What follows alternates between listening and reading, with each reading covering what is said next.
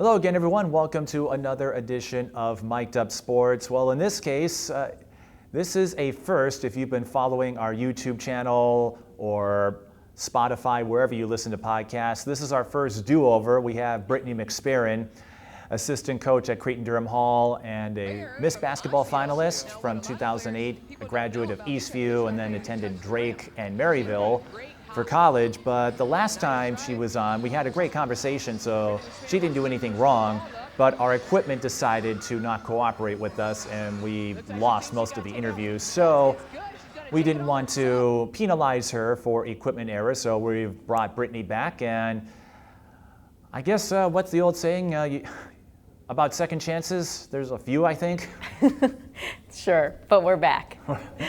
We're back, and let's do it properly this time, as the saying goes. So Brittnye, well, thanks again for doing this.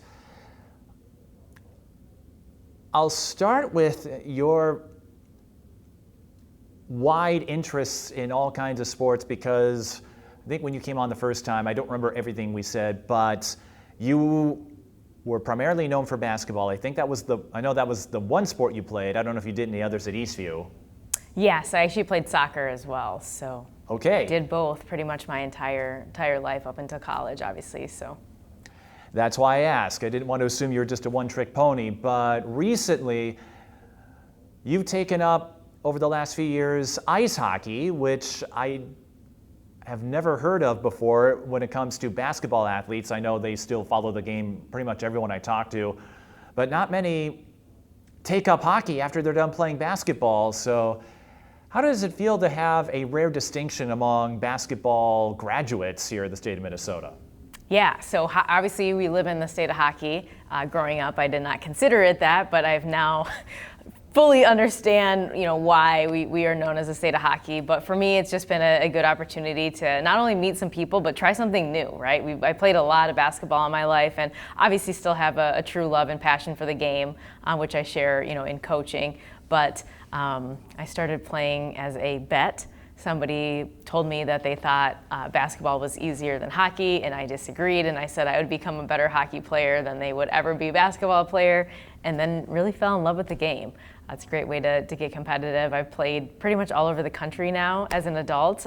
We do have some programs here too that travel overseas and play in different tournaments. Hopefully I get to do one of those in the future, but it's been super fun and I really enjoy it.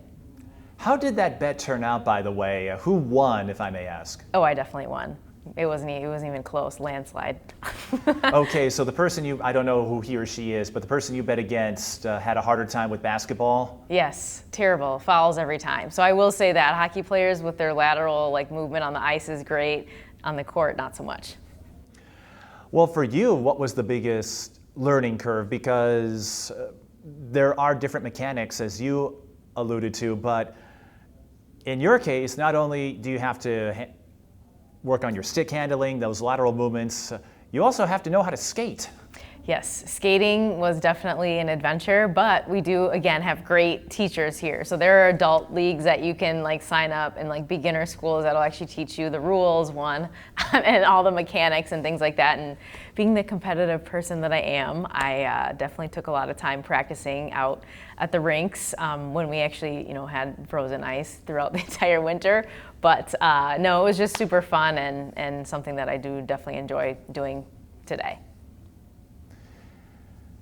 So are we going to see you in the PWHL anytime soon? No. whole respect for the hockey players, and that was actually fun. I did go to a couple games, so glad that we have that here, and I think it's a good opportunity for the young players to see something to look up to. We didn't have that when I was a kid, so the evolution of women's sports. I'm saying, Brittnye, because of how competitive you are. I know you came close to winning state a couple times in high school and had a pretty solid college career. I was just saying, another chance to go out as a champion. I'll just do it from the sidelines. What do you appreciate, though, having a chance to play both sports? I've covered both, and admittedly, if you want to be an expert, it's a little tricky because they overlap in the winter, at least in the high school season, and even professionally, NBA, NHL. But what do you appreciate having the opportunity to play both sports? You coach basketball, you played hockey. How do you think that has enhanced your appreciation in ways that maybe didn't exist before? Yeah, I would say for me, like being a point guard in basketball has definitely helped me play hockey. There's a lot of things that translate, and I think in soccer too. So a lot of the same plays, like you'll do, give and goes, like you'll run, triangles in hockey and things like that. But I just think that it's such a unique game because you're constantly subbing. I mean, you're in there for 30, 45 seconds and then you're out, and it's something that just fluid with the game that really differs from basketball. And I think some of the rules, obviously with offsides and things like that, but definitely a appreciation for the sport. I mean, it is difficult. Skating is hard. It's a lot of finesse, but then there's a lot of strength involved in it too. Like the women's game, obviously you can't check, but there are different tricks that I'm sure people learned in high school that I did not know, and they pull some of those on me, and it's like, oh man. And you wouldn't see it coming in basketball because you can't exactly check people in that sport either. Exactly. Well, I may have to check out one of those hockey games if you're in any sort of league. I do think you could hold your own in the PWHL if someone called. Thank you. Considering your accolades, I remember you and I were messaging, and when I was researching my materials for the History Center project and getting all these archives, I didn't realize just how decorative an athlete you were. I think I even said, I forgot how good you were as a basketball player, and I think it's because I only got to cover you once or twice. So at that stage, I was still early in my career, so I was doing a lot of St. Paul Central, Minneapolis South games with Kiara Buford, Taylor Hill, etc. That's my one regret. If I could have gone back, I might have expanded a little bit, then I could have covered more of your games and help people understand, hey, Brittnye could do some things too. But on that subject, what was your first itch, that first moment or memory that got you hooked on sports, basketball, soccer, etc.? Oh gosh, probably kindergarten, second grade at the YMCA. Just shooting hoops with my parents was super fun, and I always really liked watching the game. Like I had favorite players growing up, and always we didn't have WNBA when I was a little kid. I remember it being a thing. But I remember watching, NBA, college games. I would go to Gopher games. We would go to Eastview games when I was a kid. So I just always, loved being around it. So when the WNBA launched in '97, I do remember a time when that wasn't a thing. But when that launched, how did that resonate with you? Oh, it was awesome. I couldn't wait to get a Lisa Leslie jersey. I loved watching her play. Had the Cheryl Swoops shoes, and that's kind of when you could go online and order them and get different colors and things like that. And I definitely did that. And it was just really cool to be able to see women playing at the highest level. Because I think being a female, that you can. You have an appreciation of the game just because you see how hard people work. You know how hard you work. But just I think now having it on TV, it was super fun to watch people, play in a professional league. Who are your role models in the sport of basketball? And this could be anybody, high school, college, pro, family. There are no wrong answers, but who are your idols, your role models that inspired you to pursue it as efficiently and effortlessly as you did?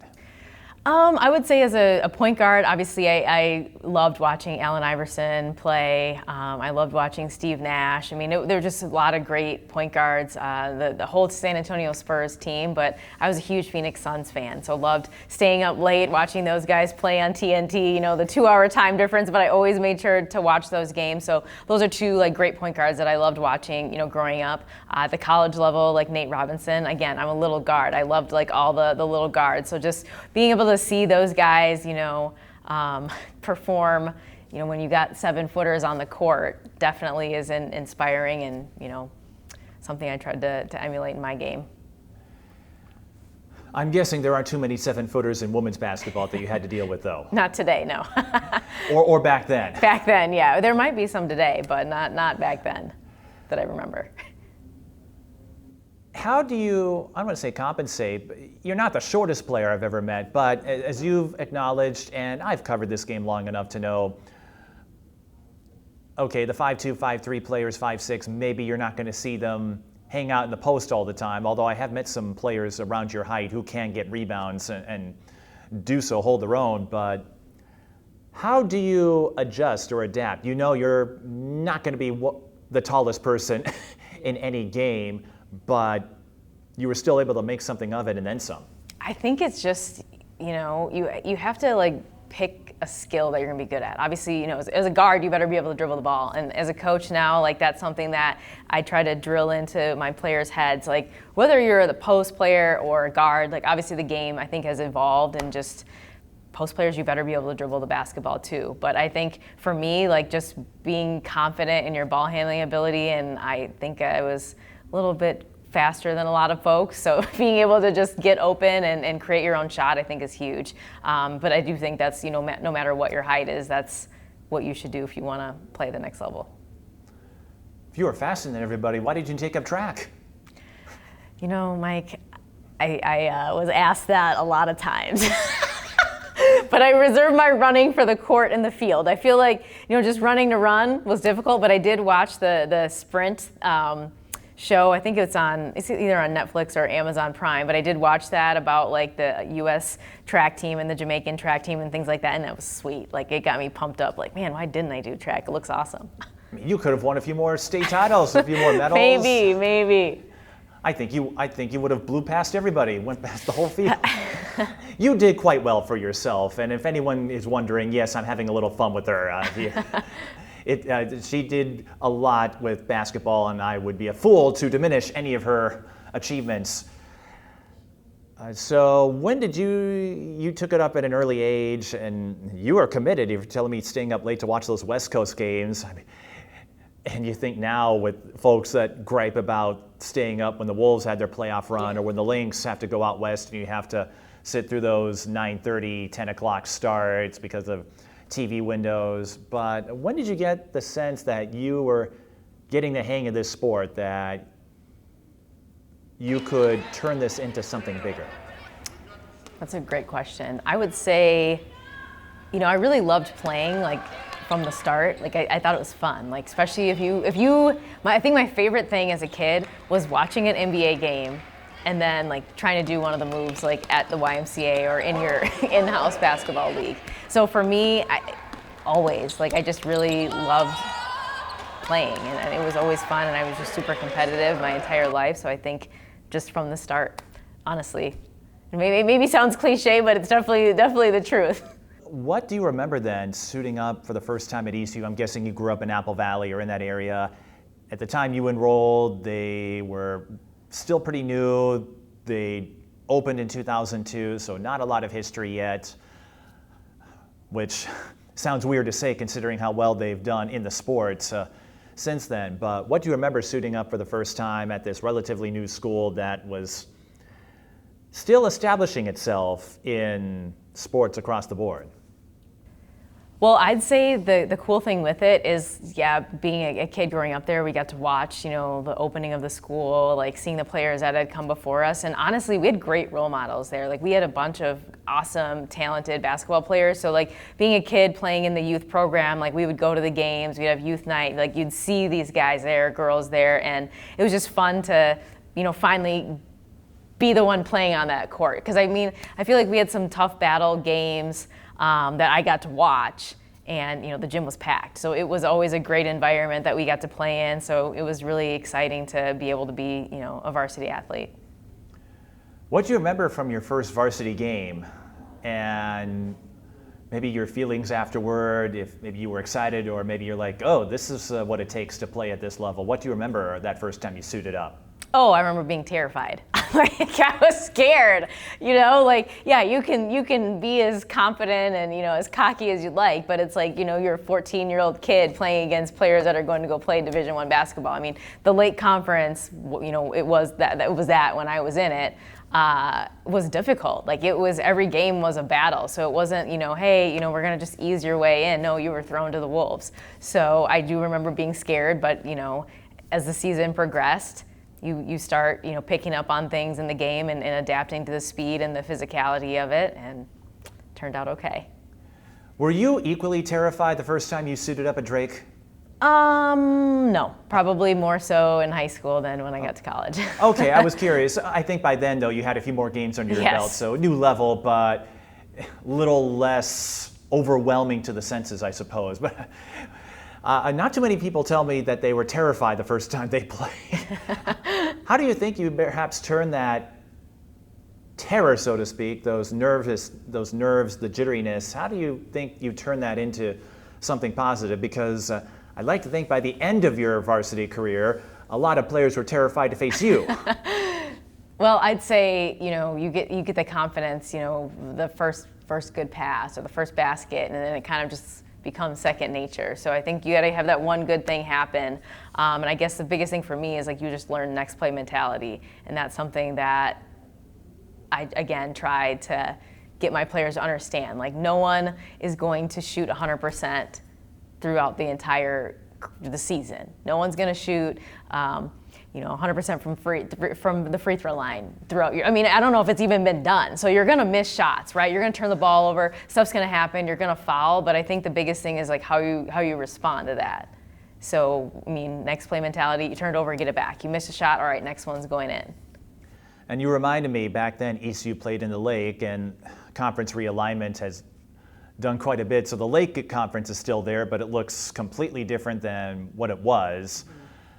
Eastview in the South Suburban now, but a lot of the opponents that were in that original Lake conference stayed with South Suburban. So like you said, you had to go up against some of the Blue Bloods, Lakeville North with Rachel Banham, Cassie Rochelle, and what I found perhaps the most fascinating, you were conference rivals with Courtney Boylan, who won Miss Basketball. You were a finalist.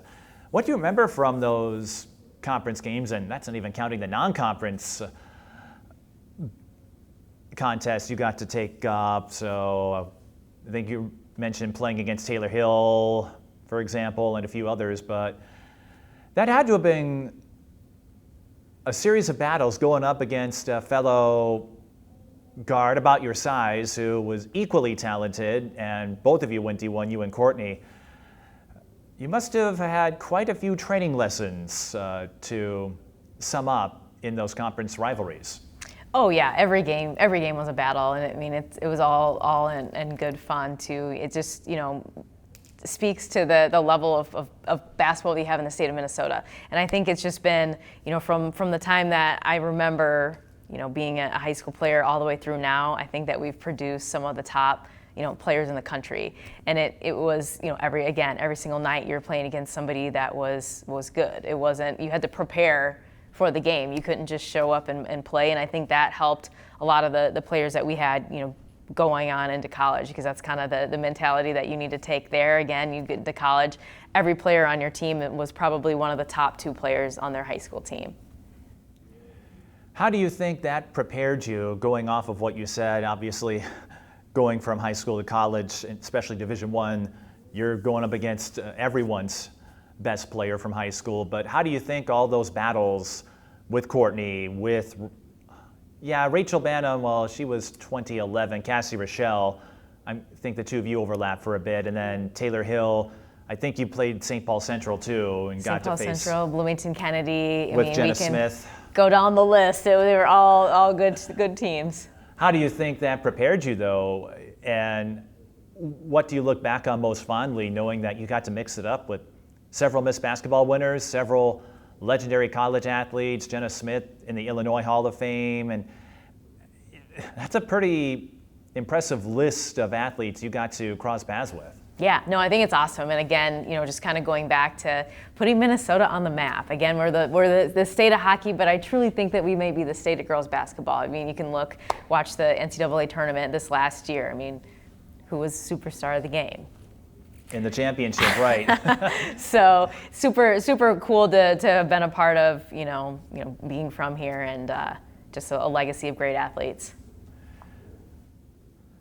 What else do you recall from your high school experience? Because I think, if I remember the last time we came and had our podcast that went kaput, you did make it to state once. In past years, I think South was in your section, which is crazy to think about now with the way they handled that. So for about 2-3 years, you had to go up against Taylor Hill and her crew, and then you finally get through. And then I think you ended up playing Central as a senior. But what do you remember from that high school experience, and how gratifying was it to finally get a chance to go to state after running up against the train that was Minneapolis South for a couple of years. Yeah, no, it was awesome. I think that section finals game was probably one of the most memorable games that I have from high school.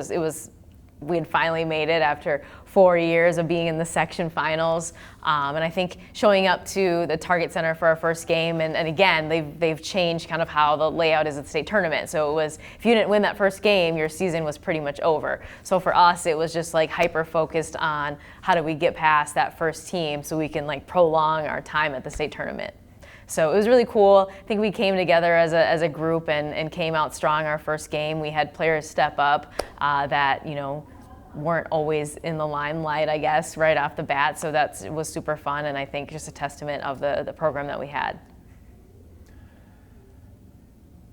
You're right, there was no consolation round. No. In those days. What else do you remember, though? You finally got through, I think it was South one year, 2006, I think the sections were a little different. Kennedy. It was Kennedy. Was in there too. Jenna Smith. Then I'd have to look at the archives. I think that's right. You did play them once or twice in a section game.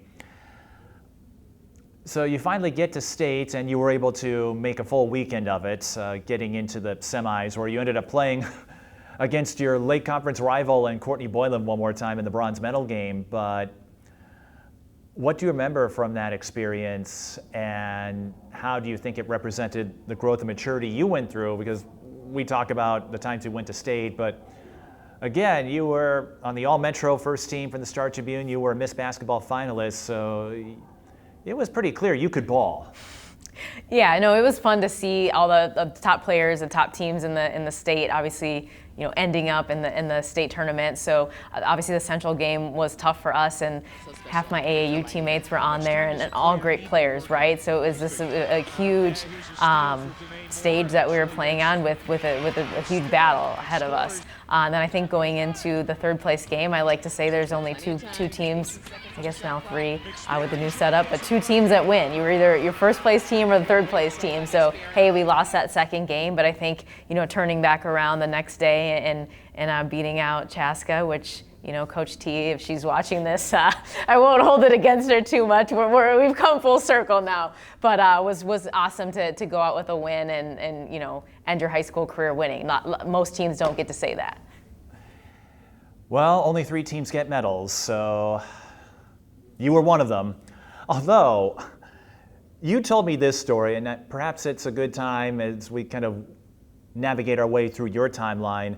There's still a few things I'll touch on in a bit, but even though you were able to get that last one against Chaska and defeat Courtney Boylan, and now the head coach of Cretin-Derham Hall one more time, I think you told me during a Cretin-Derham Hall game that I covered, it was that game or that connection. I suppose by that point you had seen a lot of Tara Seifert and Courtney Boylan, but it was that connection that got you into coaching after, I don't want to say you were away from the game. So when you think about that, you mentioned the full circle aspect of it. How surreal is it that one game or that rivalry, however you put it, turned into a connection that has landed you a spot on a coaching staff and this opportunity to mentor the next generation of basketball athletes? I mean, Coach T is a great coach. She's put together, an awesome program when she was over at Chaska for many, many years, had a lot of successful athletes. So, just watching her programs create success, and now she's at Cretin, and I think, she'll do the same there. I think we are kind of building from the ground up as we speak, but definitely we have a lot of good talent coming in. It's been an awesome opportunity to not only learn from her. Again, she's been around the game and again put together a great program. So picking up everything that I can along the way, but also watching the kids grow and giving back to the basketball community that's honestly gave me so much. How did that come about, getting this coaching opportunity? And I know at this level it's not like a Division I or pro where you have these big announcements, but I'm curious how that opportunity presented itself for you. Did Tara go back and think to herself, hey, she torched my team in the final game of our Courtney's high school career? Maybe she knows a thing or two. Okay, it sounded like it didn't go that way exactly, but how did that come about? Yeah, so I have been working in the high school space. I work in sales now, so was actually in the conversation with their administration and their office. Obviously, Joe Mauer just got into the Hall of Fame, and I was working for a company that does do like Hall of Fame touchscreen software. So was on a call with her. I know she had just gotten the assistant AD job over there, and they were working on a Hall of Fame project. So I just said, hey, if you ever need someone to come by and help coach or run camps or clinics or anything like that you guys do, let me know. I'm happy to help out. And she's like, we actually need an assistant coach. So honestly, I will say I don't know if I had any intention on coaching basketball, but now I don't know, if I'll ever be able to leave it, because it's such a great time, and I do love it. Well, maybe you'll get to pull off what Tara did and win a state title and coach a Miss Basketball winner yourself. Hey, you never know. We'll see. So going back to your time in high school and getting that taste of it, you may not have been the ones to get Eastview a state championship. That came a few years later with Maddie Giebert in 2014 and then Megan Wallstadt in 2018. But you were part of a lengthy list of Eastview teams. I think I always said they were one of the teams you always had to run through if you wanted to go far. When you look back on what you accomplished at the school, and again, getting that chance to be among the finalists for Miss Basketball, which isn't easy to do, and only one can win it in most cases, what role do you think you played in building that lengthy legacy they had for all those years? Yeah, well, one, I think we had a great coaching staff. So I think it helps, like with the youth program, being able to work on like skill developments. When we get to the high school level, we're not spending time working on pivot feet and like basic things like that. We can more incorporate like higher level game concepts. So I think that the Eastview youth program does a great job. I know Ron Becker was a coach for many, many years, even after like I had been gone. I think he retired from doing that just a few years ago. So I'd say that's like one thing that is huge about them. And then at the high school level, again, we had a great staff. So super positive culture. Everybody was friends. I mean, hung out with your teammates. And I think like for us, it's just, we saw the level of expectation that was set before we got there, right? You had a bunch of players that were going not only Division I in basketball, but soccer, softball, just other sports. So again, you're around a lot of high level athletes. So I think that helps you like elevate your game, and they kind of set the stage for us. And I think for us, like my senior class, like we just wanted to leave, a good spot for the young kids to continue on that legacy, which I think Eastview has. We just actually played them in Summer League a couple weeks ago, and they're doing a good job over there. So it was fun to see them out in the court.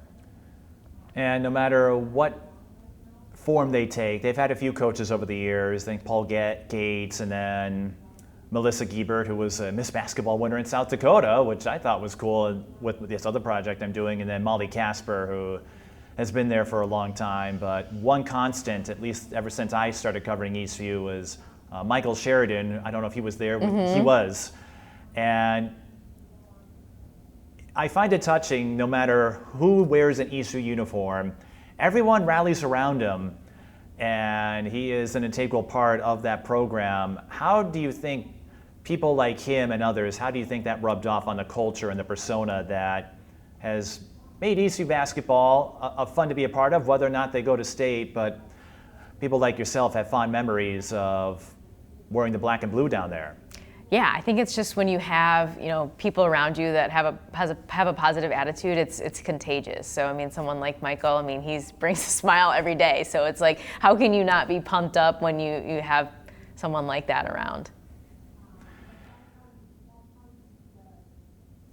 I do have to ask you, I don't know if you and Courtney chop it up now, but since both of you were in the running for Miss Basketball, I remember talking with Courtney and the surprise she had when she won it. And most players, I think, don't go in there thinking, I'm going to win Miss Basketball. But do the two of you ever joke about all the times you played each other and the fact that the two of you are connected and in this timeline that is women's basketball? I mean, I didn't see her for many years, but we did catch up at the St. Thomas. I think they played Iowa State game, so we took our team went there because Coach T, obviously played at Iowa State too, so did see her there, and it's always fun. Again, full circle there. When you're on the court, you're highly competitive. You want to win, right? But in the end, it's cool to see everybody that I played with. Still, a lot of us are involved in basketball in a numerous different levels. I know she does help out, training some of our kids, which is awesome because again, she's a great player. So I would love to have our guards play like her. So just awesome to see everybody now that we're all retired high school athletes coming back. Retired, well, in her case, professional too. She won a league championship in her final year. I suppose, would you try reaching out if a spot opens up on the CDH bench? Would you try getting her to help your kids? I'm sure we've tried. We'll see if we can get her out of coaching retirement. I was going to say, because given your acumen as a point guard, you put Courtney out there, I don't think anyone would stop you. That's our hope. I mean, again, I always talk to my kids. I'm like, listen, I'm a point guard, so everything that we do, like when we do stations, we're going to be doing some dribbling drills. And I'm like, oh man, but hey, come game time, when you can cross people up and you feel good about it, it comes back.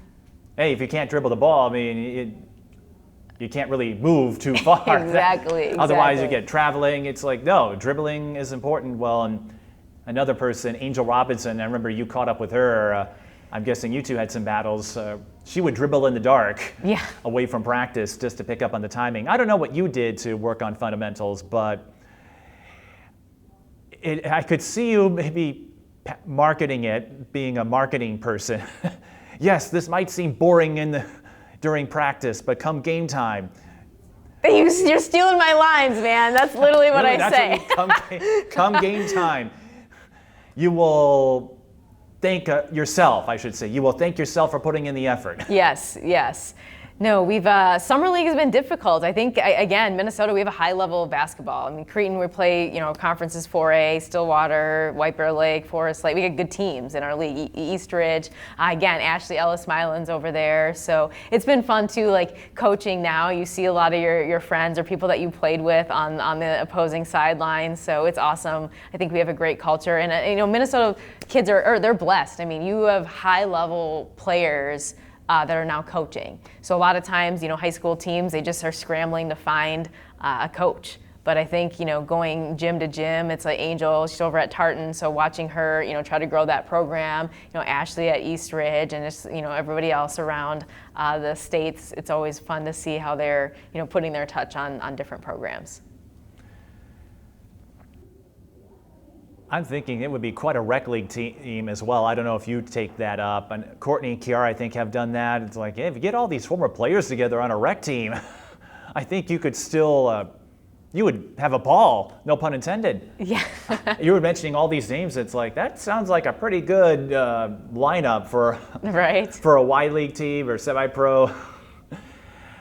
Maybe I'm thinking way too far with this or too advanced. Listen, I like my Achilles and my joints and stuff like that, so that's why I play hockey. It's low impact. Until you get hit into the wall, then it's a whole new game. Well, I know they don't allow checking, but I'm like, I don't know if I call it low impact. I've seen girls hockey, even at this level, the top teams at this level. It's rough. Yeah, they can't check, but they find ways to sneak around. Exactly. Whoa, so before you took up coaching yourself and before you put these kids, I guess, do I have to pay you any royalties for stealing your line about dribbling drills? I'll let you keep it one time. One time? Okay. All right, well, I guess if others start taking it, like Angel or Ashley, then you might have to work out some commission rates, being the marketing guru that you are. There you go.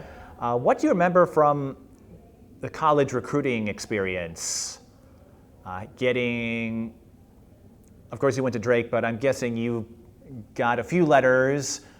Back then, I presume that's how you received most offers. People Twitter wasn't really a thing yet, so you didn't tweet, by the way, I have this school to post on Instagram, but what do you remember, the first time you got a letter, how many letters you got, and what led you to set your sights on Drake?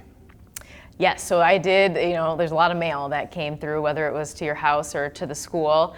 And I think recruiting it's difficult for those coaches, but I think maybe it was harder back then because you had to connect with kids by sending them mail, and then you respond to them, whether you call them or text them, email them, whatever you had to do. But yeah, there was no social media, so it was crazy. I mean, you spent hours on the phone, talking to coaches, and they're trying to figure out ways to connect with you. And, being a kid, it's you're on the phone. It's sometimes super awkward. So I'm interested to see how, recruiting plays out, in this new era that we're in. But it was definitely a crazy process, and obviously my parents weren't college basketball players, so for them this was a whole new thing, and so I'm looking to them, they're looking at me, we're trying to figure out what the heck is even going on, but got all figured out. So how did Drake win out among, I don't know how many schools ultimately gave you an offer, how many you were considering, but what led you to go to, I think it's Missouri Valley and Drake? What led you to head down to our friendly neighbor to the south in Iowa? Where is the city that they're located? Des Moines. Des Moines. Capital city. Oh my.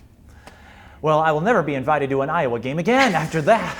I'm a Big Ten. I went to Minnesota, so I can know about the Big Ten with Iowa City and Ames, where Iowa State is.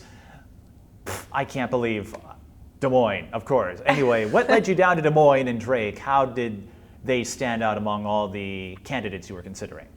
So if you were reading the news today, Drake finished in the top 10 for academics this past year for their basketball team. I think they had over 3.8. So highly academic school. I wanted to get into the science field, and that's, they have a great health sciences program there, and it was a great way to do both. Basketball, Missouri Valley basketball is obviously, again, a little conference realignment from when I was there, but you had the Creightons, the Wichita States in there, obviously, UNI, it put some great talent.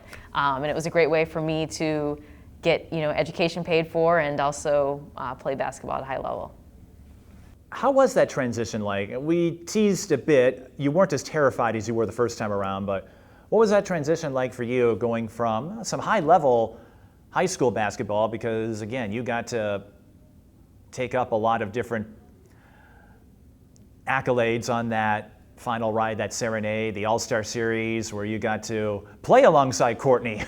I almost forgot about that. And Kiara, and all these people that were constantly beating up on you for all those years.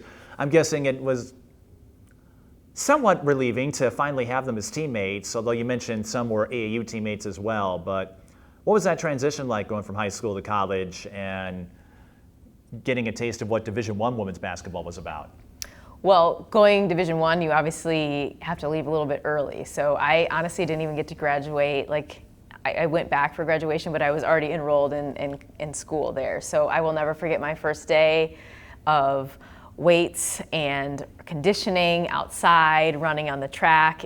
I thought, this is not going to be that bad. And about 5 minutes in, I was like, oh my God, I am not in shape, not ready for this. So that first day of summer was definitely difficult, but as the year went on, it progressed into, being something that is manageable. But the first summer was definitely rough, but it does prep you.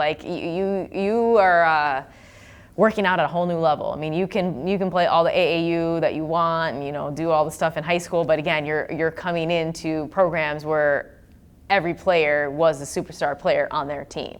And as a freshman, you have upperclassmen that are, you're not going to take my spot, right? So they are going at you. They're your teammates, but they're also, competitors as well. If they weren't, they wouldn't be there. So, since we did touch on the first time suiting up in a high school jersey, what do you remember from suiting up the first time in a Drake uniform? I know they have exhibition games, so you get a couple of tune-ups before your season starts, but getting the chance to soak that in all over again, what do you remember, and how do you think perhaps you grew? What was different, what was the same between that first experience with Drake and that first experience with Eastview? The game's obviously faster, so you need to think and operate at a faster level. Being a point guard too, it's like you're responsible for calling the plays. If you don't call the plays, the offense isn't going to run. So you need to, be a leader, and being a freshman, that's a lot to take on. You're trying to remember the plays and make sure everyone else is in their same position, in their correct position. So I think for me, it was definitely an adjustment, but I think I figured it out. I'd like to think so. I didn't pull up your stat line because she and I, and most players are like this. I remember joking with you one time. I said, if I asked how many points you scored in your college career, you gave me a blank look or a blank stare, and I said, that's about the reaction I would expect. So I know players don't really keep track of that, but it does sound like, though, you, I don't want to say were thrown into the fire, but it sounded like you had a pretty pivotal role from the start. I know some players maybe come off the bench, build their way up. What was your experience like at Drake? Yeah, so I started off coming off the bench. I definitely played, significant minutes, and then earned a spot in the starting lineup my freshman year, which was fun. Once you get into conference play, it's a little bit different. You're always playing for something, but you're playing for the seed in the conference tournament. Unfortunately, I got hurt about halfway through the season, so I wasn't able to finish out the year. But the time that I did get to play was a lot of fun that freshman season. That I didn't know. So I guess what happened, if you don't mind me asking, and how did you make use of that time? Because no one likes to be hurt. I have a lot of friends who've played high school and college basketball, and one of my best friends had an ACL injury in one of her first summer practices. So she missed her entire freshman year, and it took her a while to get back to people because she said, mentally, I didn't know what to say. She was all over the place. What was your incident, and how did you make the most of that time to get yourself back in playing shape the following year? So I tore my ACL too, so it's tough.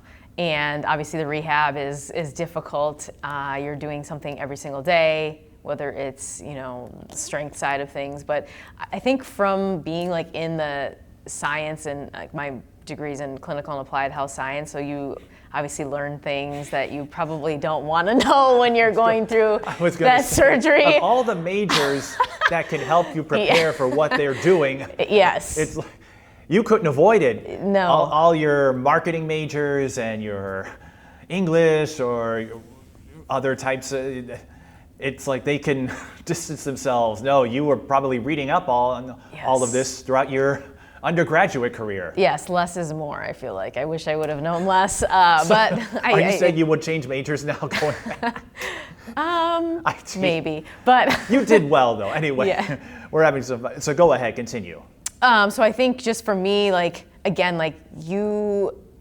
think going into college basketball, you are a basketball player, right? That's what you have spent so many hours of your day working hard towards, and that's just gone and in a second. I would say that with an injury where you're a high level basketball player, and that is something that you're no longer able to do physically, I channeled my competitiveness into the academic side of things. So at Drake, obviously it's a super high level academic school. I was in the program of our College of Health Sciences in pharmacy. So again, you're training alongside of future doctors, pharmacists, chemists, a lot of people that are going into super specialized careers that your undergrad degree, you need to be at a high level too. So for me, I was able to, put some of that towards that. But I think, I learned a lot about, myself. You start learning the game a little bit different, watching it from the sideline. And then I think for me, it was just, all right, all the things I need to do to not only be a good student, but then be able to perform at the best level or the highest level coming back when I was cleared to play again. And take us to that point when you were ready to go. I'm guessing it was some point in your sophomore season. How do you think you evolved in that time, and how do you think it showed as you continued your college career? I think with an ACL injury, it's super mental. Physically, I think your body is able to, recover and heal. But I think the mental side of things, especially if you did get injured while playing the game, it's all right, we need to not do what I did before to make that happen. But sometimes it's just really unavoidable. So I think just for me, overcoming that mental side of things. And I think it's helped me just in general life.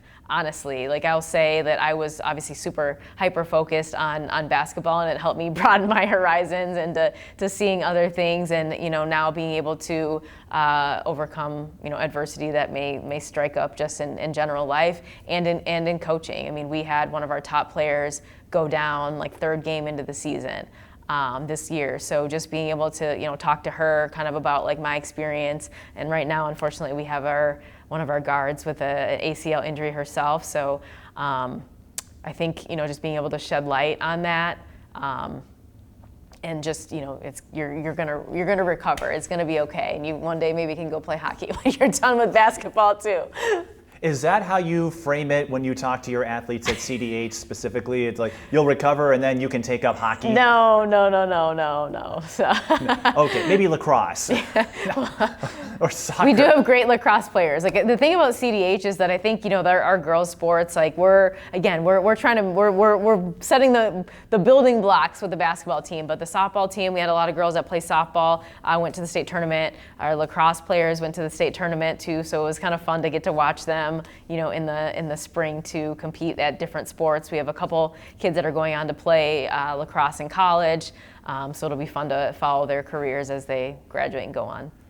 I think I've often noted that Cretin-Derham Hall has a lot of multi-sport athletes, even if they're not the headliners, and they're one of our partner schools at NSBN, so I see a lot of soccer and volleyball and basketball and lacrosse, and it all just rolls together, I guess. Like, oh yeah, I remember her from this sport and this sport, and I actually went back and saw a few players who took up another event, like an exhibition event. Anyway, I'm going on this tangent here. That's what happens when you cover sports for 18 years. All these names, you're like, wait, I remember you from this, and I covered you this, and it's amazing I can keep everything together. What did you enjoy most about your college experience? I'm guessing the ACL injury was not at the top of the list, but it's something that, at least in your Division I experience, I know you did play a year in Division II, we'll get to that in a moment, but what did you enjoy most about those 4 years at Drake, and what you got to experience, what you got to see? I can't remember if you made any tournaments or not, but I'd say probably like my teammates. Like, it's fun. Like, you can look, and the other day I was even looking, and I was like, literally don't even remember playing, at St. Louis. Like, there's like games that happened, and that's like we just don't remember, but you do remember like specific memories. Like, I remember going to like the Grand Canyon, and we played a tournament in Cancun, which was like awesome. So I think there's just different things that you get to do, and your teammates that you will have a connection with for life. I think that's what really makes college sports special. And one game I do remember is we beat Wisconsin at Wisconsin, and my great grandma got to come. My family's from Wisconsin, so it was cool to have her in the gym. And I didn't know she was such a basketball fan. She was a huge Milwaukee Bucks fan, and loved watching Giannis. So that's definitely a game that I will remember forever. I think when family members get involved, even if they're not big sports fans, I had dinner with a friend a couple days ago, and she's like, now I'm starting to get into links and all of these events, and she jokingly referred to herself as a sports widow. But when family is involved, if you're not a fan, I think you become one, if you know what I mean. Now, I don't know if your dogs will have that same opportunity. I mean, I do think it's fitting that you went to Drake and now you've got dogs. I do. I don't know if they No can, bulldogs, though. No bulldogs, not yet. No. Not your thing. So you're happy to be a Drake bulldog, but not in a hurry to get one. No. We had so the mascot dog. When we run out, the dog, we threw a ball and he chased it. So by the time the national anthem went off, though, he was a little winded. So my dogs, I don't, no bulldogs for me. And they don't exactly have dog basketball, so. No, but I will say my dogs come to sporting events. I got, one came to a couple hockey games. I played a little softball. I had them on the fence, so they do travel well. Okay, well, I didn't know you were such a hit among our four-legged friends. You had a lot of great memories at Drake, but this is something, talking about the changes between now and then. Sometimes I joke that you and we went to college too early because of what the rules were back then. But you played at Maryville, I'm trying to remember where that is. St. Louis. St. Louis, okay. To play your 5th year. And I'll preface it, most folks, I think, if you've followed college sports a long time, know that back then, if you transferred, you either had to sit out a year or you had to change divisions. You couldn't transfer from another school in D1 without having to sit out a year, which is no longer the case. So what led you to play this 5th year at a Division II school? You had a 4-year run at Drake, and sounds like you made a lot of memories there. I'm thinking you probably could have held your own at another D1 school for one more year. What led you to Maryville? That's not a path a lot of Division I caliber athletes at your level take. Yeah, so the only reason I really, I guess, knew about the school was one of my teammates from Drake had actually gone there too. She was from the area. But being in health sciences, so I graduated obviously from Drake with my degree and was looking to pursue a master's degree in physician assistant studies. So I needed a couple other courses, and they offered them. So it was a great way to not only play basketball, but get, clinical hours. Being a Division I athlete, it's difficult. You don't really get the opportunity to work and do some of the things that you need to do to continue on that path. So for me, it was just a way to be able to play basketball and then, gain those hours that I needed for application to grad school, which again was, I'd say basketball was competitive, but I don't think anything that in my life is compared to the competitiveness of getting into a PA school. What did you observe? I know at Division II, they play more of a regional schedule than Division I, and their tournament structure is different. They may not get the headlines that D1 does, although MSU Mankato got a few this past year. But what are differences and similarities between Division II and Division I? I've gone to some D2 games, and they're just as competitive. There's a lot of talented athletes down there.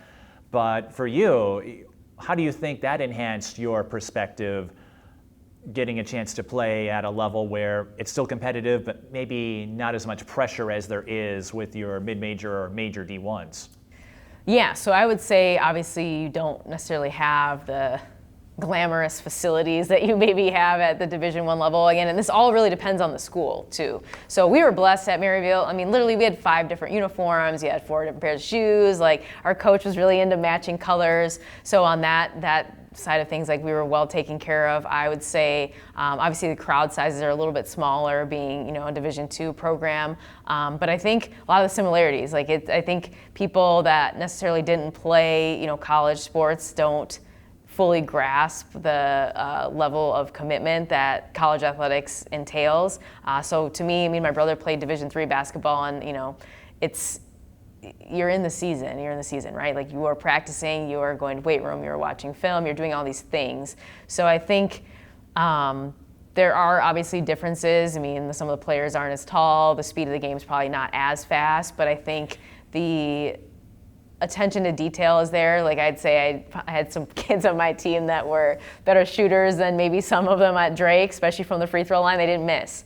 So it's just different, just little differences in the game. And I think, us being, able to watch Mankato State this year, I think people probably have a different respect for that level. The coach there was my point guard coach at Drake my freshman year, so it was fun to follow them and watch them. Emily Dyson? Mm-hmm. Okay. So she was there, and I think she put together a great program.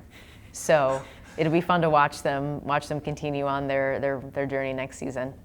Put together a great program. Brittnye, I think that would be the understatement of the year. Put together a great program after winning the championship. But, hey, she's hungry. She's looking for more, right? We want a two-peat. Yeah, and a friend of mine is on the coaching staff there, Janae Morton, and that's exactly what she said. Like, now we're hitting that reset button, and now we're going to get to experience what it's like being the hunted after coming to the top. Well, so that's another full circle moment. You've had quite a few of them, Brittnye, throughout all this. But I was also thinking to myself, if the game wasn't as fast, you probably had a field day then, because I'm guessing speed was one of your greatest attributes. Oh, it was. But again, there was talent. I think Maryville is kind of known for picking off Division I players. so the league was definitely not just a cakewalk by any means. And I think even like as a coach now, being able to go to the coaches clinic that they put on like preseason, where you get a chance to like sneak peek preview into the season. So the Mankato State was there, Minnesota Duluth was there, Gustavus was there. Obviously, it was at St. Thomas, so we got to watch them practice. And I mean, they're all high level, right? Like college basketball is high level, and I think Minnesota, no matter what level that you play at, we have great teams. So it'll be interesting to see kind of how next year transpires for all those programs. And so based on your experience as a Division I, Division II athlete, what would you tell people who might be considering it? I know a lot of folks aim for the D1s. I had a guest on earlier in the summer who wants to be a Division I basketball player, and that's certainly an admirable goal because it is the best of the best in terms of talent, competition, et cetera. But for those that maybe have some Division II looks or maybe they aren't so sure, just based on your background, what would you tell others? I'm guessing you've had some practice with this already at Cretin-Derham Hall. Having played both Division I and Division II, what kind of advice would you relay to the younger generation? I think you really just need to find like your fit, because when you're on a basketball team, I think, I don't know, the hockey season's long too, but like basketball, you're starting, September through April. Like the season, it is a very long season. So I think, one, you got to have the passion there. You got to have the drive. You got to have the will. And again, I'm speaking Division I through, whatever you want to consider the lowest level. I mean, the kids that are playing at the junior college or NAI level, it's competitive. Like the junior college kids are looking to get that scholarship. The NAI kids, you're trying to earn your spot on your team. So I think the biggest thing is I think you need to find the program that fits you, whether that's both academically and then basketball wise. Because wherever you're at, it's going to be a grind. You're going to be lifting weights at 5, 6 o'clock in the morning. It's gonna suck, right? It's like no one wants to wake up at 4:30, 5 in the morning and lift weights. So I think really, truly, finding a program that suits you, regardless of the level, is important. And as you can see from the Mankato State program, men and women, they're the ones that brought home the championship, while our Division I friends were watching on TV. I don't know. The Gopher women did get a deep run in the WNIT, and I know they had some injuries too, so it's not like they were at full strength, but perhaps both will get a chance to taste that success next year. That's how I'll put it. That's how I'll phrase it. Definitely. No, it'll be fun. The Gopher, but I think both Gopher programs have a new look. I think the transfer portal has really changed college basketball and college sports really in general. It'll be, football. We'll see how that turns out this season. I think they have a lot of new faces that we'll see, and I think obviously the basketball programs too across the country, and we have some new friends in the Big Ten. So we'll see how it goes from our friends out west. Being a West Coast fan, I think I'm going to head out to UCLA to watch the Gophers play in the Rose Bowl. So, do you mind if I take along? For sure. I am a Gopher after all. I graduated in 2009 from the school, so yeah. I bleed maroon and gold, but I say this all the time. My allegiance doesn't hold a candle to the friendships that I made. So even folks that went to Wisconsin, we tease a bit, but like, hey, it's your journey. I'm just along for the ride. So it's your story. I can't write it. Only you can. I do wonder, Brittnye, though, had the portal and not having to sit out a year, had the rules that we have now, the protocols, had that been in place, would you have considered playing for another D1 school, or would you go back to Maryville and run it back again if you had that chance? I'm just curious, not that, I'm not asking it's like if you regret it or that one's right, one's wrong, but knowing what we have now, would you have tried another D1 school like some folks are doing, or?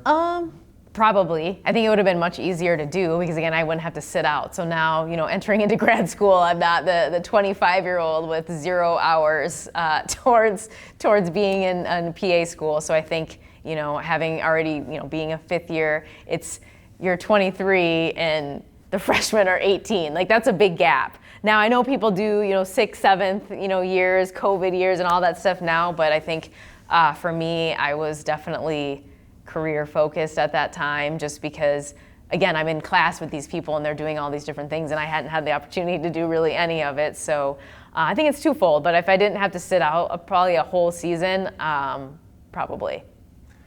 Well, twofold is a perfectly acceptable answer, and that does make sense because, again, with your background and your major, your studies, you do highlight a wrinkle in that where is it fun to play D1? Yes, but you were able to complete the hours you needed to at Division II, so I'd say it worked out for you. It did. It worked out for you. Although it is amusing to see like Liza Carlin going to Notre Dame for her 5th year and some of the high-level D1s going to other high-level schools, and Ioka Lee is going to play in her 7th year because she had a couple of injury years and she's going to play one more time. I'm like, dang, I remember when you were graduating. I can't, well, the COVID bonus year is, I think, behind us now, or this next year is the last because Paige is coming back for one more year. Well, get your master's paid for. I don't know. I mean, I would take advantage of all the stuff that you can. Of course. Yeah, you still get the free rides. Exactly, right. exactly. Graduate transfers are a thing. So exactly. I don't blame you for even at a D2 school, you still got everything paid for, right? 100%. Yeah. So, there you go. That was the right decision. You got it paid for. That's what counts. Yes. And we've touched on the coaching aspects in bits and pieces throughout this conversation, but now that you've had a season to reflect and getting a chance to see that next generation, you've talked about the Suburban East, and I forget all the opponents you played, but I'm guessing you had a chance to see some of the top-level athletes we have now in Minnesota. I don't know if it brings back memories of your time with yourself and Kiara and Taylor and Courtney, but to see it firsthand where that next generation is heading, how would you assess it?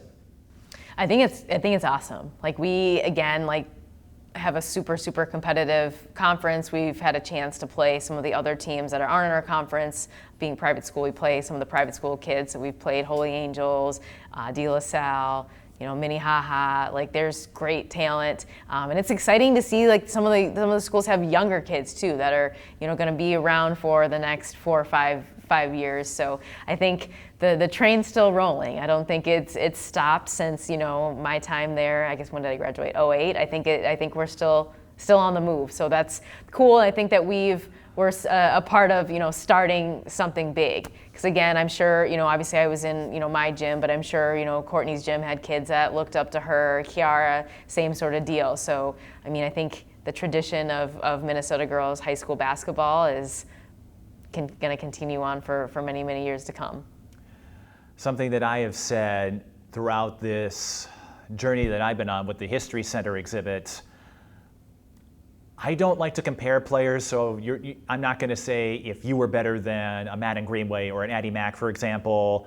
I'm guessing you do see parts of yourself, perhaps, with those guards that maybe aren't the biggest out there, but they can do all sorts of tricks. But I like to say it's all part of the evolution.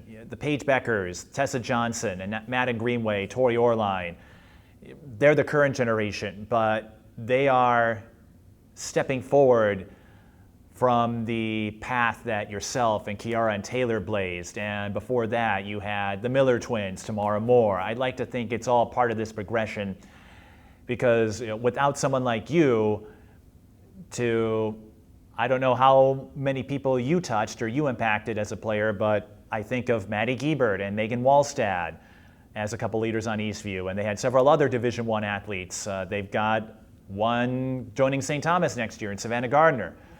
So that's how I see it. I don't know, like when you go out there and see all these players, you mentioned De La Salle and Anisha Scott, I know comes to mind, Minnehaha with Addie Max and A. Hill. Do you see yourself in any of those players, or does it take you back to the time when it was you pulling off all those moves? Sometimes, and it's funny, like, just being around high school kids, because you forget, what you were like maybe back in your day playing. But I think it's cool to watch how I think there's an expectation really for Minnesota basketball kids, just because there has been such great success. And I think, people are starting to catch on and follow along. I think the a lot of them are playing for all Iowa Attack AAU program, but a lot of Minnesota kids like showed out at a big tournament. I think it was Run for the Roses tournament. So I think we have a great group of players, and I think looking back, I remember looking up to some of the people that you mentioned that were maybe 3-4 years older than me. So I think for those guys, I hope that they can look back and see the generation that comes after them, and know that they laid the foundation to continued success. What do you look forward to most? It sounds like coaching is going to be with you for a while. You're not ready to give it up just yet. You've had a lot of fun with it. What are you most excited about, getting a chance to mentor all of these athletes and maybe help build Cretin-Derham Hall back into the top ranks? Because they had some strong teams back in the late 2010s. And getting this window to where the next generation, where this story is headed. What excites you most as you continue this phase of your career? Yeah, I think we have some great basketball players that are going to come through the pipeline here. It'll be exciting to watch them develop. We have some younger kids that will definitely likely get some varsity time, early on. Back in the Eastview era of me, it would be unheard of to have 7th and 8th graders practicing with the varsity team, but I think that's kind of where we'll be at. Cretin's unique too, in the sense that we don't necessarily have like a middle school or a youth program. So a lot of these girls, when they come in, this may be the first time that they ever see that kid. Whereas the major staple public schools, you grew up with those players and you were in-house basketball and travel league and middle school and stuff like that. So for us, we kind of are in a unique situation where we are not only getting the players acquainted with each other off the court, but just coming together on the court. So a lot of the summer has been learning to play together and really solidifying what we want our culture to be like going forward. And there are a few questions that I do like to throw at you. I think, we did ask this the first time, and then that's when I discovered we had camera trouble, which hasn't been the case this time. So I'll be able to complete this questionnaire in full, I think, Brittnye. But throughout your playing career, what would you say was the most exciting moment and the most embarrassing moment? Oh boy, most embarrassing moment, I forgot my jersey when we were playing at the U of M, and I was number 24, and the jersey that we had, the bag, like the spare one if someone had a bloody nose or whatever, was number 50, and it was a double X. So I had to play the entire game wearing number 50 jersey. It was massive, and it was just not a good look. So that would probably be my most embarrassing. I think we played South too, honestly. I don't remember who we played. I just remember that wearing that jersey. Well, that leads me to a couple of thoughts, because you and I talked about in your era, the baggy shorts were in. I think Courtney Boylan said she doesn't exactly miss the baggy shorts that you wore, and now the shorts are much shorter. I think it goes through cycles. So that had to have been quite the look, the baggy shorts, this oversized jersey. Do you remember how you performed in that game? Was it a game? I played great. I mean, come on. No, I think I did. I think I played well that game. So see, you don't know what to say now. I got you. I'm just saying, you should have stuck with 50. That it's like, if you played well in that one game, just wear this giant jersey, and then all your opponents, like me, would have been confused. Yeah. You're like, just think of all the blow-bys you could have pulled off. Right. So I think I guess my best playing moment, so that was my most embarrassing. Best playing moment, another wardrobe deal. So we played in the it was like Dick's Sporting Goods Classic at Hopkins for the Christmas tournament, and I decided to go shopping before, and I was like, I'm gonna get some new shoes. Why did I buy new basketball shoes that day? Wear them in the game, first time ever wearing them. Scored 41 points, never wore them again. That was a one and done. So that was. Was that like a superstition, or what would lead you to wear just a pair of shoes for one game, or did you have a new pair you would break in every game? No, I don't know. I mean, again, the mind of a 17-year-old, 18-year-old, who knows? 41 points, and you're like, okay, I'm retire good. These. I would think you want to keep playing in those. Yeah, they did their job.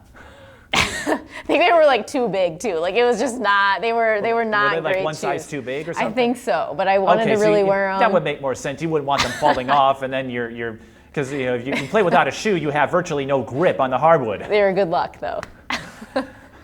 So, what is your take, though, like, when you see the looks that athletes wear now? Do you miss the baggy shorts? Do you prefer what they wear now? Because you and I were talking about, and then digging up some of the old video and photos. It's like, yeah, you're right. Those shorts were huge. Oh, the Inner City Classic shorts were just too big. That was bad. But I have that game. Yeah, we should leave that wherever I have it that is. game. I could give you a copy of it right now if you wanted. No, we're good. You didn't bring your laptop. I have that game. I have the All-Star Series. The All-Star Series, you get to wear your high school jersey. However, we were cocky, right? We switched jerseys, so we were switched shooting shirts. So, baggy shorts though, it was good for the time, but I just don't think that I would want to go back to it now. I will say some of the shorts that are in the game nowadays, I'm like, okay, like maybe we should like get a short, not a whatever you call them, whatever you think that you're wearing, it's not shorts. So we should get, somewhere in between, I think is a good level to be at.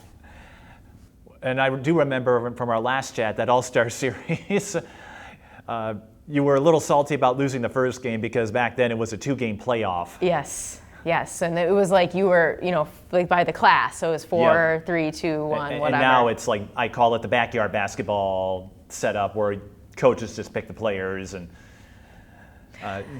But you did win your second game. We did. No, and I do bounce back. And I do think it is a better option because I think it does even the field because Class A is going to be a lot different than 4A in terms of who you can pull from. So I do prefer the format as it is now where you just get to mix it up because it's supposed to be fun. It's meant to be a serenade, a celebration. But I presume, well, since you got to wear your high school jerseys, everything fit a little more snugly or properly than the inner city game. I forgot you played in that, Yes. And I know why, because you and several others who were playing weren't able to do the shoot-arounds, which is fine. And so I would do the video introductions. I did that for the All-Star Series too, and then I was like, wait, there's Kiara, there's Brittnye. I didn't get to like, where were they? Yeah, at college, I drove back just for that game, and I think I won the three-point contest, and I really wasn't even a good three-point shooter. I think I got a trophy. I mean, vaguely, I don't remember, but I believe I did. You see, I've got a copy of it. I could give it to you, then you could go back and watch it again, and you could refresh your memory. Now I'm going to have to go back and look at the tape. Yeah, I'm pretty sure my shorts were probably, could barely see my leg. Your shorts might as well be capris. I think it was like a dress. I was number 35. I do remember that, though. So what have we learned here? If you ever write a memoir, Brittnye, I think you could spend an entire chapter or two on just wardrobe. Yes. Between wearing 50. Hey, Michael Jordan wore 12 in a game once. Yep. So even the greatest had to put on a temporary number for a day. Nia Holly forgot her jersey one time and had to wear the backup number 43. Yeah, see, it happens. But wardrobe is huge. Benefit of Cretin-Derham Hall is that, we are a Nike elite school, so we get all the Nike gear, which is awesome. I'm excited for next year's package. I'm hoping that we get the Sabrinas, the new ones. Oh, that's because the coaches, I think, get that too, because I'd see you with like the purple jackets, the purple shoes, so all of you get those? Oh yeah, we look great on the sideline. I should consider taking up coaching. There you go. I wouldn't have to worry about wardrobes, because especially with me, I'm all about the suit and sneakers look. I should just take up coaching and I'll never have to worry about shoes. There you go. We have a text before every game. What are we going to wear? Well, now I know your secret. Next time I do a CDH game. So the wardrobe, everyone gets together and says, what are we going to wear before the game? Have you ever thought about just being a contrarian and just wearing the opposite color? Oh, no. Look good, so play everything good. You all want. If you wear purple, you're all going to wear purple. Yes. If one says gold, I know everyone calls it gold. It looks like yellow to me, but what's the difference? It looks like yellow to me too. You're okay. I know that it's purple and gold, but I'm like, but why is it yellow? Like, that's another story. See, now I'm running off on all these weird tangents. I forgot what I was going to ask you. Maybe that was part of your plan. You were just going to inundate me with all these wardrobe stories. I'm guessing your dogs don't have this problem. They have their Vikings collars, they have their Wild collars, their bandanas, so they're game day ready. So what you're telling me is that you're a diehard Minnesota fan. Well, Iowa doesn't have any pro team, so... Even if you went to Drake, you couldn't cheer them on. Or maybe it's just But your Minnesota dogs. would never play us when I was at Drake. So, honestly, I'm really not. They still play each other. They I think do they played now. each other last year. They anyway. did. I went.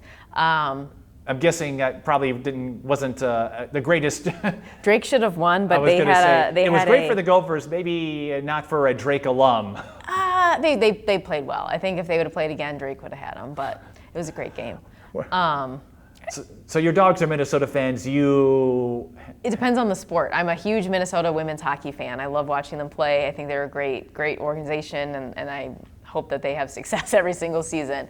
Basketball-wise, I gotta say, I'm a South Carolina fan. Like Dawn, I got an opportunity to watch her speak at St. Thomas when she was here, and she's phenomenal. I think, she's just great basketball mind, and I think the way that she runs her program is awesome. So, great, huge South Carolina fan. Love watching them. I do like I'm a West Coast person. I love the California teams. I'm excited to watch Juju play next season. Lauren Betts, Kiki Rice. Exactly, UCLA over there. So. Well, you actually remind me of a few other friends of mine who have allegiances in several different areas, and I tell folks that's what I love about fandom. You cheer for whoever you see fit. You don't feel like you have to stick to one region. So if you're a Packers fan, like, hey, that's fine with me. It's a game, so my mental state isn't going to be determined by the outcome of something I can't control. Exactly. We just want good games, right? I think I'm more of a coach's fan than a team fan. And for me, I think because I've said being in media for so long has helped me become a better fan, because you learn real quick. Nothing you say or do is going to change what happens. So Very true. I get to enjoy it because I don't have to worry about how your players are doing or how that's going to affect my personal life. So that gives me the freedom to wax poetic about Tank, for example, or Sage Gilbert on your teams, or I think I told you the story. One of my favorite moments was kind of telling a dad joke with Emma Dornan asking me, what's up? It was before the Holy Angels game, and I did not script this. It was just off the top of my head. And it was a small talk, so she's asking me, what's up? No, what are you up to? And I said 5'11". And it took her a moment to realize that, and then she was on the floor, like she couldn't stop laughing, and I'm like, oh boy, what have I done? That is funny, yeah. We have some great kids. They keep you entertained day by day. Oh, they did. Tank, you might have heard, I think I told you this story, because a couple of times, like one time I logged on her Instagram live stream, they were celebrating her birthday, and then I came to a couple of games. Whenever she or other players recognize me, or they see my name, or they see me, Tank will instinctively yell out, Mike Peden's here, and then everyone just starts fangirling. The first time that happened, I'm like, did I? Am I supposed to be? I was worried they were going to think I'm some creepy stalker guy.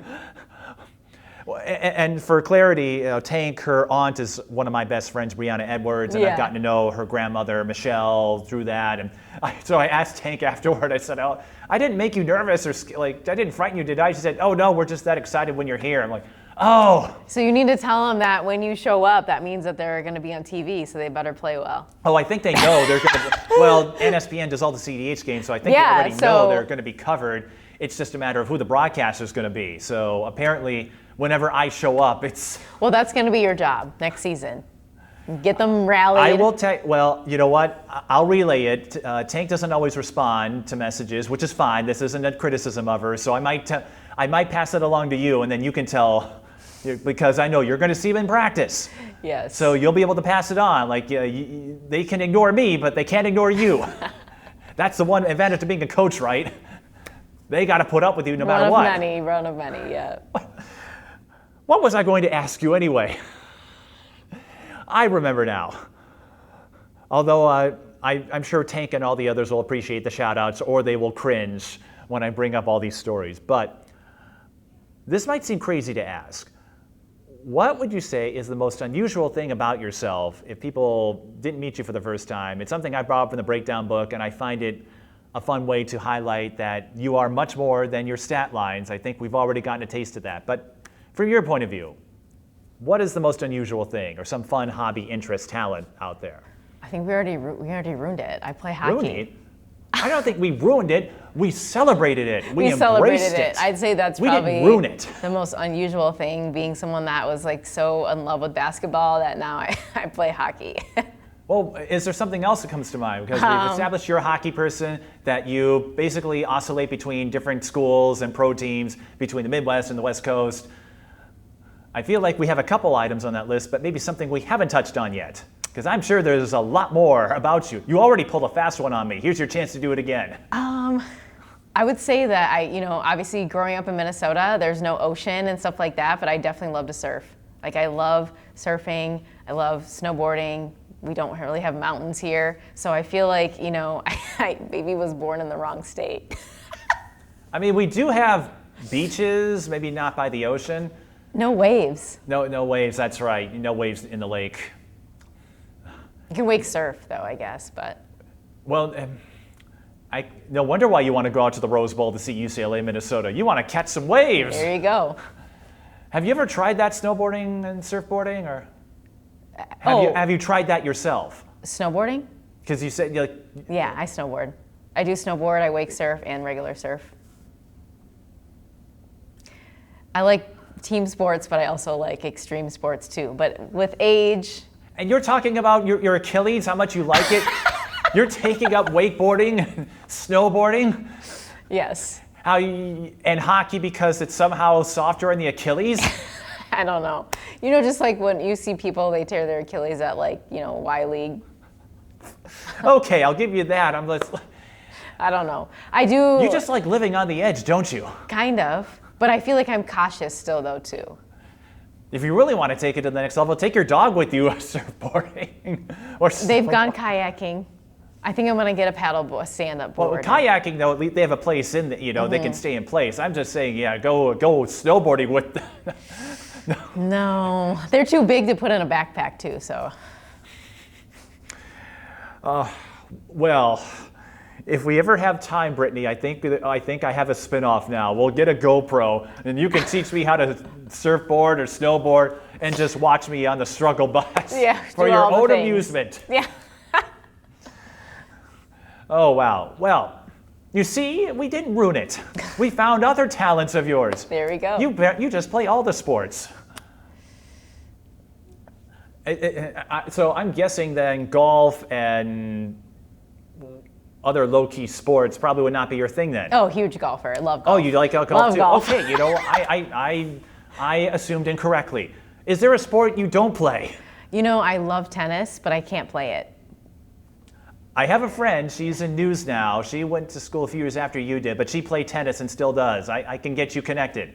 I don't know if the name Naja Woods comes to mind, but she played at Southwest, then went to Knox, and now she's a news reporter. No. But she still plays tennis in her free time. Awesome. I could hit her up. Next time she comes up terrible. here. Next time she comes up here, she could show you the rope. There we go. I think Tori Orline plays tennis too. If you play Crosby Ironton, see if she would give you some lessons. So, in other words, it's a long-winded way of saying there isn't a sport you wouldn't take up. You will play anything. I'll try them all, for sure. Will I be good? I don't know, but I'll practice until I am. Hey, look what it's done for hockey. There you go. Yeah. Your Achilles will probably hate you with all these other sports. Baseball, softball, I'm guessing you would give that a try too. And I played slow pitch softball. I did all the things. Volleyball, you probably have done that. Sand volleyball. Volleyball. Haven't done indoor, but. Sand volleyball. Now I've covered indoor, but I've only done sand once. It's difficult. No, it is. I wouldn't mind doing it again though, or calling it. Playing it would, again, if you gave me time, I'm sure I'd pick up some stuff. I tease about my lack of athleticism, but it's because I truly appreciate everything you do and everyone else does.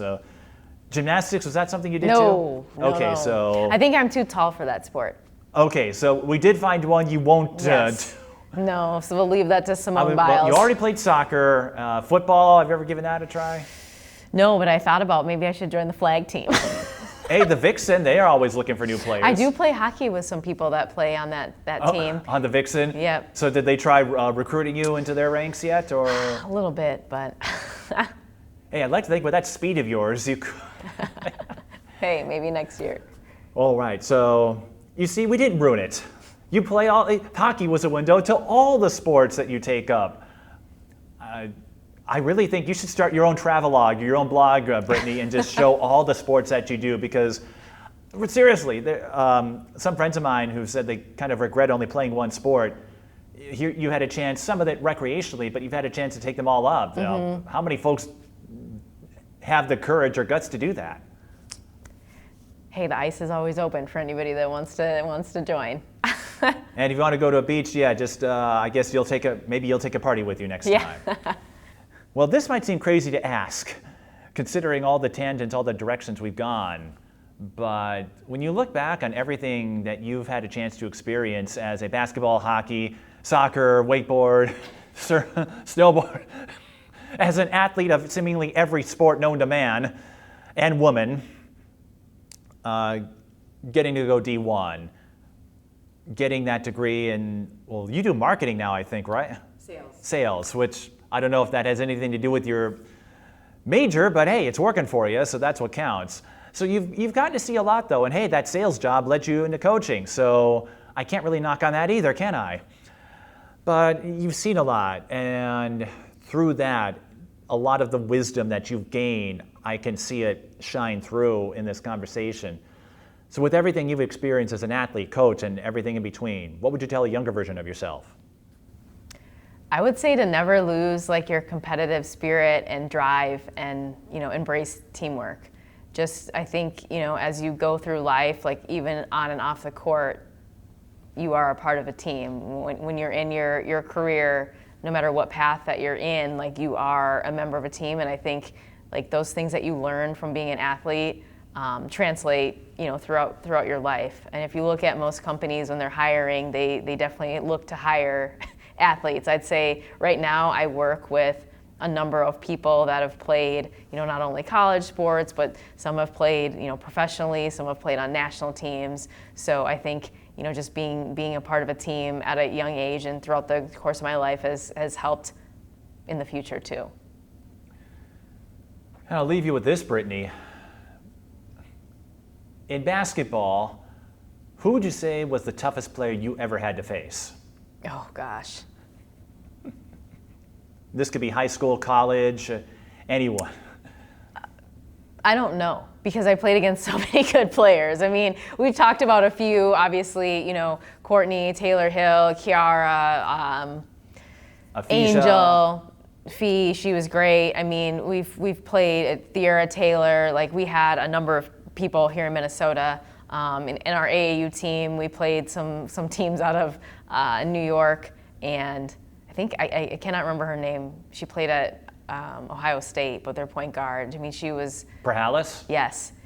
We played against her in AAU, and I mean, she's one of the best guards I've ever seen too. Like, there's just high-level players that you've played, across the entire country. So I can't name one. Fair enough. No, really, it is. It's the same reason, the same concept as to why I've said, please don't ask me to rank players in each class. I have my ideas on who the standouts are, but I'm like, how can I rank these people, especially when I develop friendships with them or their parents? So. Game by game, I guess. It just really depends. Hey, you got to mix it up with all of them. You got to be a part of an era, what I thought was one of the golden eras. There were a lot of them, but when you look at that time frame, and I think Kiara spoke of this too, and Taylor, because I had them on at different times, Jenna Smith, another one.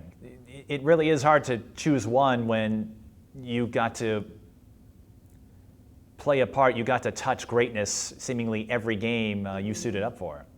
Oh yeah, and that's kind of what I tell like the kids that I coach now, and then I've done some training too. It's just that it was a unique situation, and for me it was normal, right, to go into every game and there's another player that you're facing or another 2-3 players that you're facing that are going to be playing Division I, Division II basketball at the next level once they graduate high school. So I think like I thought that was just normal because that's what we dealt with, and obviously that's not normal. A lot of things, for me looking back, it's like, hey, like what do you really want to take away from being a high school athlete? Because as a coach now, a lot of the kids that I do coach or we do, deal with are not going to be playing college basketball. So I think on the other side of things, me being such a highly focused, highly competitive athlete, and my goal was to play, Division I basketball, looking at it as a coach, like how can you impact a kid that's not their goal, but they're still a part of this team. They still want to contribute at the high school level. Like, how do you get the most out of them? I think, coaching, that's a unique situation that you get to be in. And I think it's fun. And I think, for me, like, I want every kid that leaves, our team to want to come back and watch a game after they graduate and then, like, have good memories from being on the Cretin-Derham Hall basketball team. And I think that's something that we all take pride in and we want, instilled in the culture of our program. Brittnye, I do look forward to seeing how you continue instilling that culture, and I am mesmerized at the number of things you've taken up. You're one of those people. You remind me of Vanita Soccer, actually, who was the former anchor at KSTP, now with NPR, that isn't afraid to try anything, it seems, with sports or other activities. You just go out there. I feel like after playing so long and focusing on getting that college scholarship, it seems like your career has been all about what it's like to do things for fun, as opposed to doing it as part of a goal. And not that there's anything wrong with that, with all of the athletes I've had a chance to meet, but it is cool to see you take up all of these activities just because you want to and not worry about how it reflects on rankings or recruiting, all of that. Oh, definitely. Now, it is taking me some time to be, less competitive than I was before. But I think it's all in fun. And when we get out and we play hockey, like, you want to win the game. My team has won the last 2 championships in our league, which has been awesome. So I've got to do and experience some things. I've played hockey in Breckenridge. I've played in Vegas. I've been in professional arenas and stuff like that. So probably things that I've never even thought that I would get the opportunity to do. And I think, it's helped me, meet new people. Obviously, working in the sales professional world, you got to know how to talk to people. So it's been fun to travel around the country and see and meet different people in different places. And I will say that I do stand on that we have some of the top basketball in the country from what I've seen. I work with a lot of schools across the U.S. and there's nothing quite like it. Top basketball and top hockey when it comes to the women. We do. And I want to thank you, too, for doing what you do. I think, just the passion that you have for putting this stuff together and this project together, but all the hours that you put into making sure that you do the best you can and highlighting all the kids, I think means a lot to them. And it's super cool because, again, a lot of people don't have the opportunity. So thank you. I'm thinking about all the hours I logged for the History Center project and, of course, the podcast, all those things. I'm sure I'll be back at it next year, but I appreciate that. And I'm sure I'm going to hear a few more stories about you. I guess now you and I have some tips when I do some Cretin-Derham Hall games. So yes. I'm going to hit you up to let them know I'm coming so that they can, practice or work on their introductory chant or greeting. I don't know what you call it. It's going to be on the live stream. Hey, if the game is on TV, you need to look your best, right? Look your best, play your best, do all the things. That happened at USA Cup whenever we would introduce ourselves to the coaches. It was a club soccer tournament. Well, you probably know what it is. I played in it up in Blaine. I was going to say, yeah, what am I saying? It was the greatest thing. The one person I don't need to explain it to. We played Mexico, and that was sweet. I know I'm on a tangent, but like when I was playing. Oh, we've been on over 9,000 of them, Brittnye. Travel soccer, we did get to play a team from Mexico, and it was really awesome. Like, they had like host families that they stayed with, and we exchanged jerseys and pins for soccer. So that was definitely, again, like, I played thousands of games, and I remember the USA Cup, being able to play those guys. That was awesome. Oh, I have fond memories myself, not playing, but flexing my pronunciations in ways I never imagined possible, because I've covered teams from the Latin American territories. I've covered several from Iceland, Sweden, Norway. Yep. Chile, all over. It is a real workout, but What was I going to say with USA Cup? Yeah, so the coaches, whenever I would greet myself to get pronunciations and cliff notes, I would hear the coaches tell their players, hey, this game's going to be on TV. I didn't hear what they said after that because, again, I'm a broadcaster. I can't, don't want to spy and reveal. It's a club tournament, but I want to be respectful. It's like, hey, the X's and O's stay there. But I know exactly what you're talking about. When people see broadcasters, they're like, okay, got to bring our A game here. So, exactly. Well, Brittnye McSparron, you can see her, I guess, doing almost anything. I don't want to say one thing, whether it's hockey, I guess, maybe, put out your schedule when we put this up there, if people want to see you play. Are they looking for broadcasters, Brittnye? Some of the tournaments they might. Because I have called some hockey. I wouldn't call myself an expert compared to basketball, but I know enough that I could get through it. And you could probably brush me up on all of the calls, so if I don't know certain penalties, for example, I'm sure you could tell me. There you go. And I know most of them, like holding and tripping, because you see enough of it. And I do have friends who follow hockey that help me out. Yeah. Handball, now have you done that yet? No. All right, well. Or broomball, I have not done either. Okay, maybe that will be our next podcast. We'll do a swap. I'll try a sport that I've never done before, I've never covered before, and maybe you take us. But my point is, you can find her at Cretin-Derham Hall next year on the sidelines. You can find her at hockey rinks. I still think we could see her in the PWHL someday. And just about anywhere else. If it's a sport, Brittnye's going to be there. And if you've got a story, we are happy to share it. So until next time, thanks for watching.